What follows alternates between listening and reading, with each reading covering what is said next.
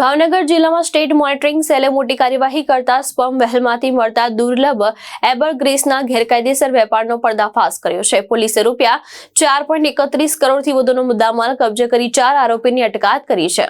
ભાવનગર જિલ્લાના Vartej police station વિસ્તારમાં state monitoring સેલે ચોક્કસ બાતમીના આધારે મોટી કાર્યવાહી હાથ ધરી હતી.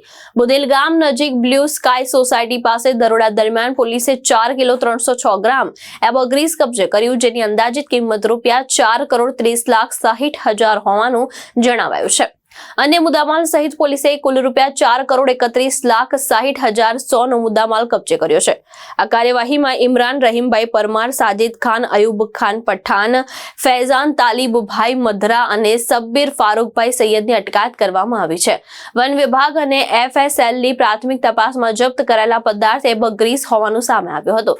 પ્રાથમિક પૂછપરછમાં આરોપી અભિષેક રાઠોડ અને ભરતભાઈ ભરવાડ નામના 2 ફરાર શખ્સોએ વહેંચાણ માટે જથ્થો આપ્યો હોવાનું જણાવ્યું હતું. હાલ પોલીસે 4 આરોપીની વધુ કાર્યવાહી માટે વરતેજ પોલીસને સોંપ્યા છે અને ફરાર આરોપીને ઝડપી પાડવા માટે તપાસ શરૂ કરી છે. બ્યુરો રિપોર્ટ, દ્રષ્ટિકોણ ન્યૂઝ, ભાવનગર.